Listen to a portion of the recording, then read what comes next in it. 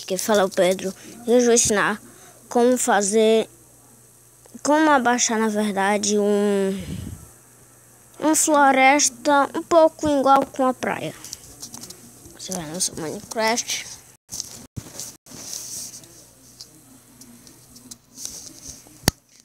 Espero carregar tudo aqui. Pronto. Carregou. Carrega esse daqui não. Aí vocês vão no avançado. Aí vai semente.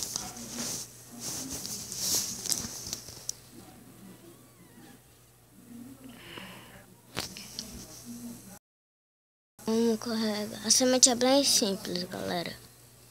Vocês só vão ter que colocar o número 13. Aí podem criar um mundo à vontade, jogar de boa. Às vezes vem grande, às vezes vem pequeno, galera. Só dependendo da sua sorte. Deixa eu ver. Deixa eu mostrar pra vocês. É um pouco parecido com a praia. Não sei dizer assim, mas até que é legal. Você pode baixar, jogar com seus amigos, mostrar pra eles, galera. Esse foi o vídeo de hoje. Não esqueça de se inscrever, clicar o gostei no canal, compartilhar comigo, né?